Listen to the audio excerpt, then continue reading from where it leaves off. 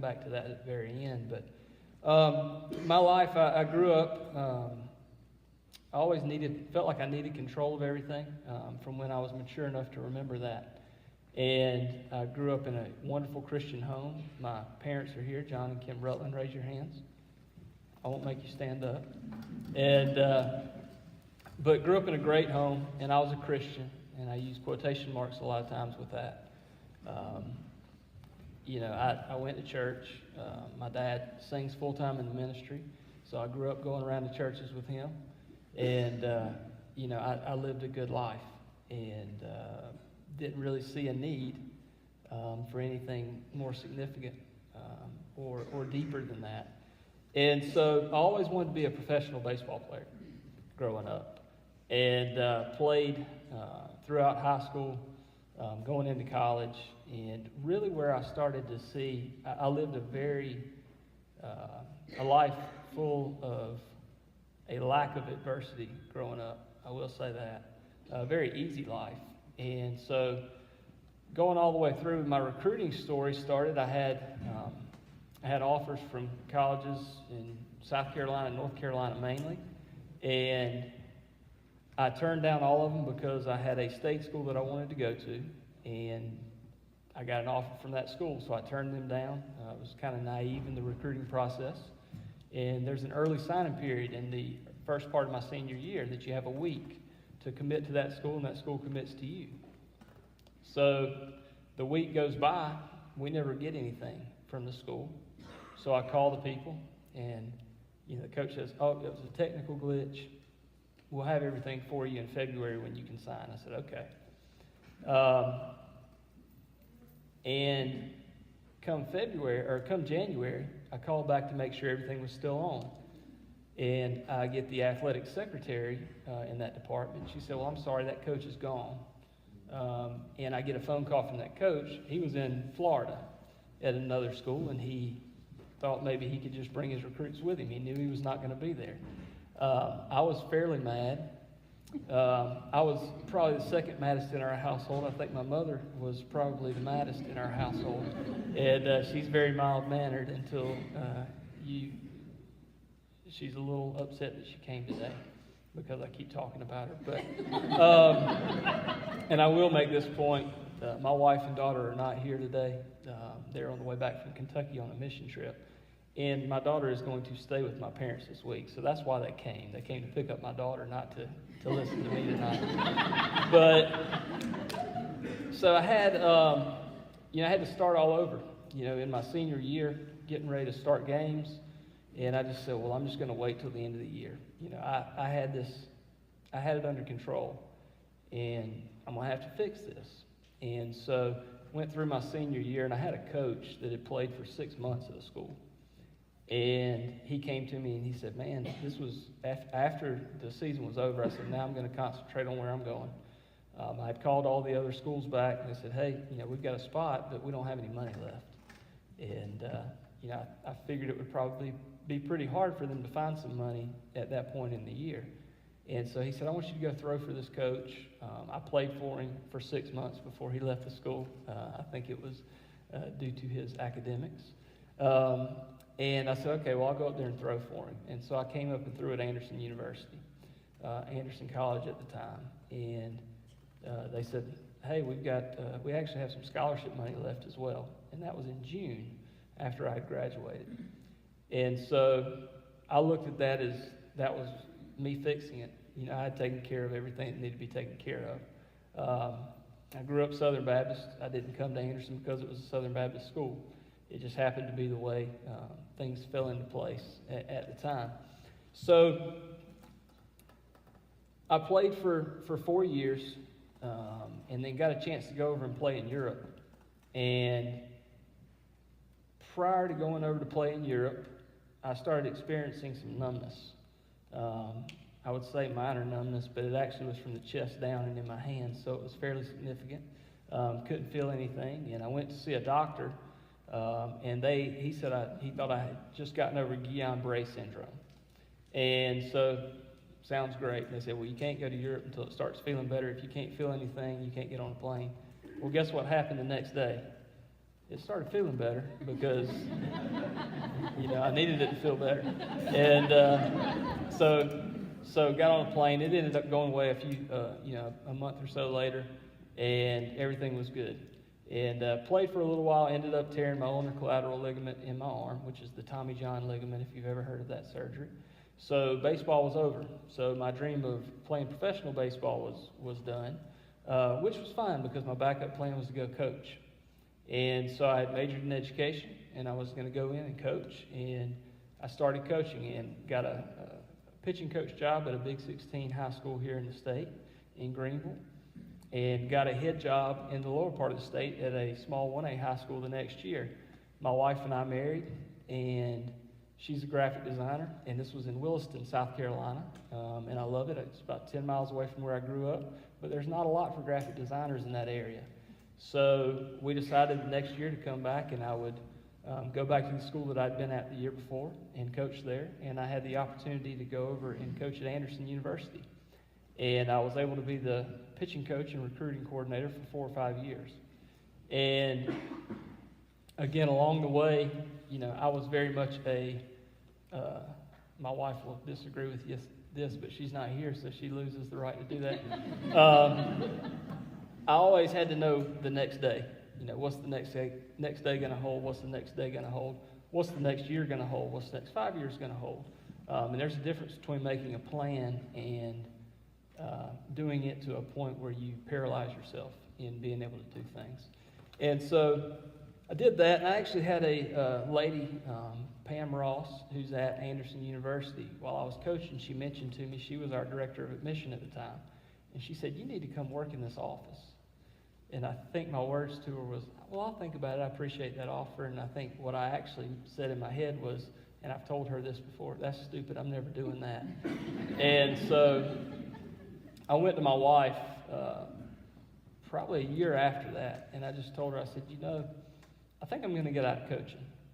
I think this is, what I'm supposed to do. And I remember her jaw hitting the ground. She's wanting to turn on ESPN and see what kind of scandal there is. And I said, no, I just don't feel like this is what I'm supposed to do. I feel like I'm supposed to be doing something else. And so I called Pam back, and I was like, great news. I want to take this job. And she said, well, that was a year ago, and we don't have a job open. So I said, okay, well, here I go. I've got to fix it now. And they had a job come open. And she called me back and said, I want you to come in and interview for it. And I did. And at the end of it, she said, we've got, 3 people looking at it, and we have 2 jobs that are going to be open. And there's only one scenario that will involve you not getting a job here. And so I had that taken care of. I'd come in and done what I was supposed to do. Well, she called me back, and she said, I really didn't think this was going to happen, but we've just had, perfect storm of events, and we're not going to be able to offer you anything. So again, here I was, I had made my plan, and this is where I was supposed to be going. And I won't say God messed it up, but I thought about that at the time. I was like, here I go. I'm trying to do what I'm supposed to do. This is a Christian university. I was trying to take this to other students in the admission office.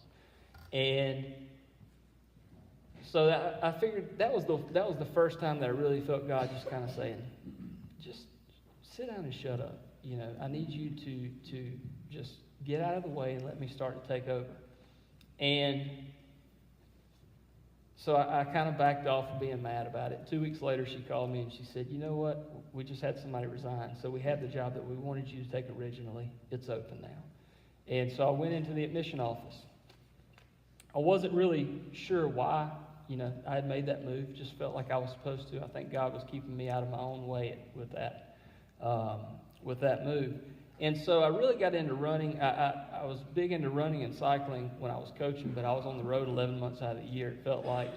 And when I went into the admission office, it was still, people think there's a lot of travel, and it's nothing compared to coaching. So I'd gotten really into running and cycling. And it was taking up a lot of my time, and I was really passionate about it. And I started having some trouble with my knee. And I did my master's in exercise science with a concentration in biomechanics. And so I was always able to make it make sense. This is why this is happening, or this is why I'm experiencing this right now. And so I remember one day I was running, And I just looked up, I was having trouble with my knee, and I started limping and walking back home, and I just looked up and I said, you know what, if I can't run, just don't let me walk. And it was audible yelling. You've got to be careful what you ask for sometimes. And people are thinking back to what they've said today, that they feel like maybe they're asking God for something they don't want. But I'm kind of show you how it's been the best thing that's ever happened to me. It's opened up, and that's why each time I do this, I mean, every 2 weeks, something happens that just makes this a story that I just say, it's an aha moment of, oh, this is why that happened. And so I had a doctor's commented to me 4 years before I got diagnosed, and he said, Jason, you know, I went to him because I had some numbness in my shin. He said, man, if I didn't know any better, I'd say it was MS. And I said, okay. And he laughed, and I laughed because we didn't think that was what lined up with it, and I knew the guy well. And if Matt Klein's here, it wasn't Matt Klein. So, but it was an offhand conversation that we had. But I started thinking about it because I had enough background that it made sense to me, so I started doing a lot of research with it. And then I had an eye doctor that came to me, and I was at an eye appointment one day, and he said, you've got a 3.8% chance of having a detached retina, as opposed to a 0.08% chance for somebody didn't have this condition in their eye. And so 3.8% in my mind meant 100%. It's a foregone conclusion. And so I focused on that. And this was close to 3 years that I focused on MS, a detached retina. I'd had a irregular heartbeat that I was somewhat worried about, that I told my mother was under control. I'm telling her now it wasn't. My brother had the same surgery prior when he was 18 because he's not quite as stubborn as I am. And so I'd focused on these things, that these are, you know, if any of these happen, that's game over. You know, that's one of those things you can't come back from. And so I was diagnosed June 24th of 2014, and went in, and God knows that I'm stubborn and I have lots of problems, and he gave me 4 years to come to a good place with it. I remember when we got the phone call, Matt Klein had actually brought the stuff over to my house.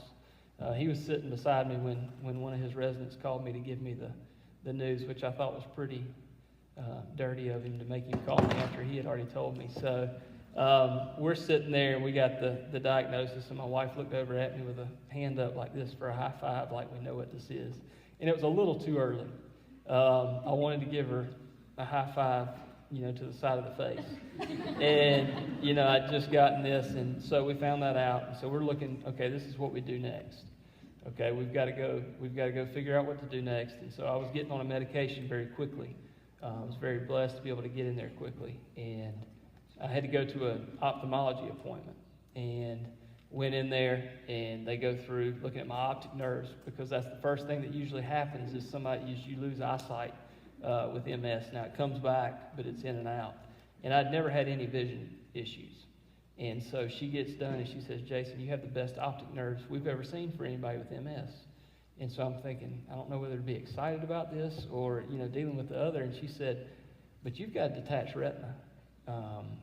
And so that was one of those, and I said, seriously, and I just kind of hit that, I don't care anymore. You know, you can do whatever you want to. And my wife had gone with me for every appointment for 3 or 4 days. And all you guys that are not married yet, I'm going to give you a piece of advice. I talked her into not going to the ophthalmology appointment with me. And so she texted me and she said, how's it going? And I just texted detached retina, turned my phone off, and threw it down. And I still remember hearing her tires screeching as she stopped pulling into Medicus. And, but you know, it was kind of also one of those things that I got that, but then God immediately turned around 5 minutes later and showed me how he's going to be faithful.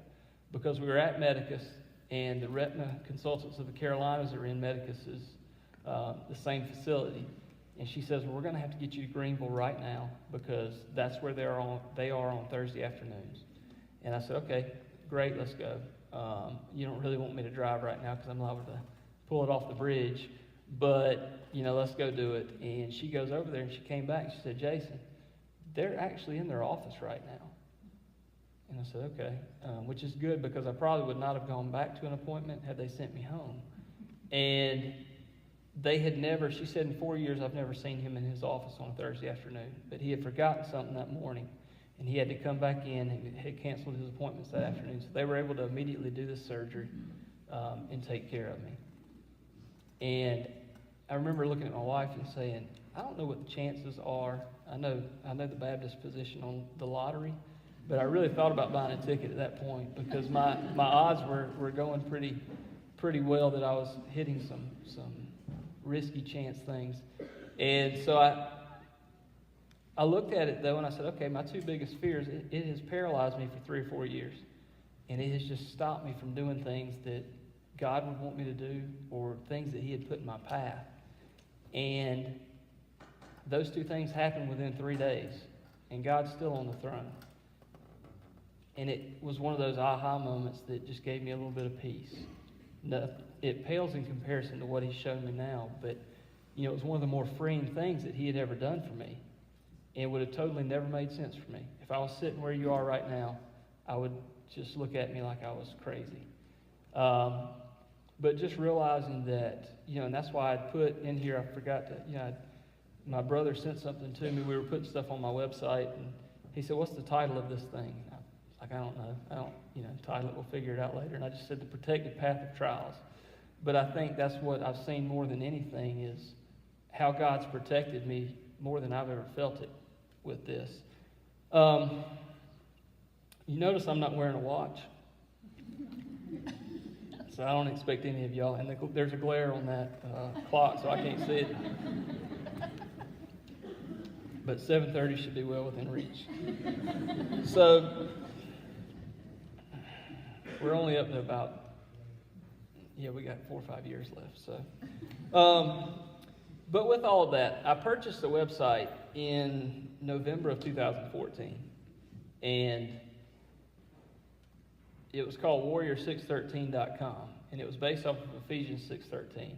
And I still don't even remember why I did it. Like somebody had said, well, you need to write down your thoughts, and it'll be good for you, and I'm one of those all or nothings, and so instead of just starting a WordPress, I just bought a website, and it sat there for a couple of years. And my wife kept asking me, she said, "What are you going to do with it?" Keep paying the bills so I can hold on to the website, and I hadn't posted anything. It went all the way. I think it was January of 2017 before I posted anything to it, and we started working with it. My brother, thank goodness, does it, or it would be a Word document that I would just send out because I have no clue how to do any of that. And started the website and was not really sure what I was supposed to do with it. And I think that's one of the things that, how many are in college? How much anxiety, and adults can raise your hand too, how much anxiety does not knowing what you're going to be doing in the next year or so cause you? I think most adults are saying, yeah, you could have just brought that to everybody. But that was the thing that bothered me most. I said, I don't know what I'm supposed to do with this thing. I've got it here. And so I just started writing with it. And, I talked to a couple of people with it, and I was like, oh, okay, I've got 20 subscribers, and I can't believe they're still there. But I was just putting stuff that I felt God calling me to do. And it really took a turn in February of 2017. I had gotten to be, it was about 185 when I got diagnosed, and I'd gotten up to about 245. Just really couldn't find anything to do, couldn't, run, really didn't want to. And I just told Shelley, I said, I've got to figure something out because, MS is not going to, multiple sclerosis is not going to be something that kills me, but a heart attack will, or, something else. I got to do something. And so Brandon Cox, we were in class and started looking at CrossFit, and he was going, and I said, well, if I can think of something that doesn't make sense, it's me going to try this out. And so he told me to go look at the website for CrossFit Electric City. And I did, and I looked at it and said, oh, I know this guy and these people. And I said, well, I'll try it. And so Nick Meeks, raise your hand, Nick. I'll make you stand up in a minute. Yep. And so I called Nick Meeks, and we got together. He had done some personal training at the Y when I was doing some personal training at the Y back in like 2006. And so I went over there, and I had my crutches, and I said, hey, what do you think about trying this? Let's try it. He's like, I don't really know, but let's go for it.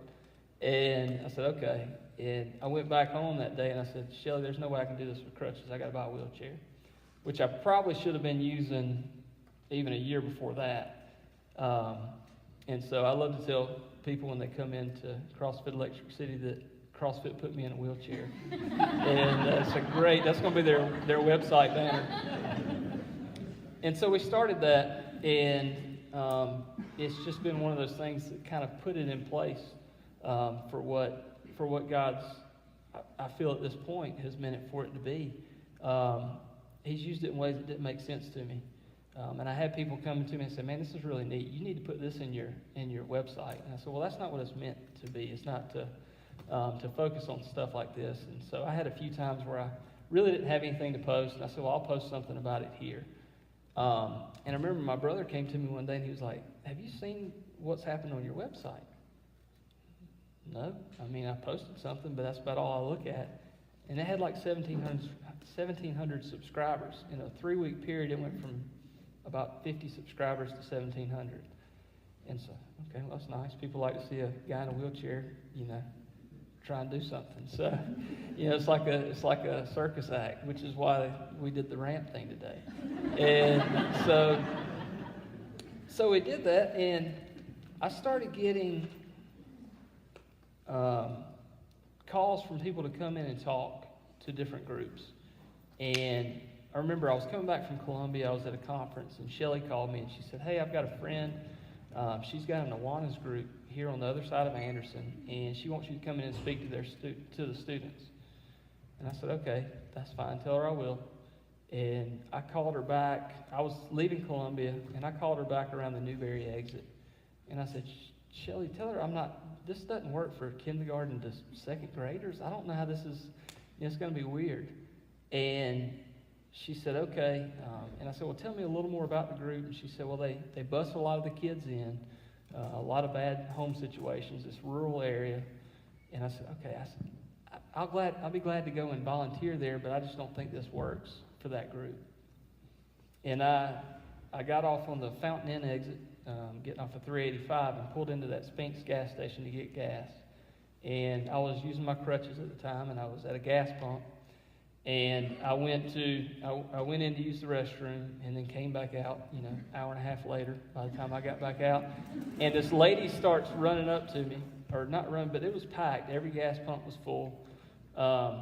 And she comes up, she's walking over to me. And so one of the good things about being in the wheelchair, I can get away a little bit quicker if it's somebody that, but, I would die in a horror movie quickly with this. So she got over there, I could see she had a tract in her hand. And I said, all right, Jehovah's Witness, Mormon, where are we going with this? And she said, sir, I'm not sure if you're a believer or not, but I'd love to give this to you. And I said, great, yes, ma'am, I am. I said, it depends on your definition of believer, but let's talk about it. And so 45 minutes later, we're done talking. It was a great, she was very solid in what she believed. And she said, I'm not sure, do you speak? And I said, I'll talk forever. It doesn't even take for people being in front of me. And she said, okay, so will you come, if I call you, I gave her my university card and said, if I called you, would you be willing to come and speak to a group at my church? And I said, sure, just let me know. I said, what kind of group is it? She said, well, it's an Awanas group, and it's kindergarten, through 5th grade. And I said, okay.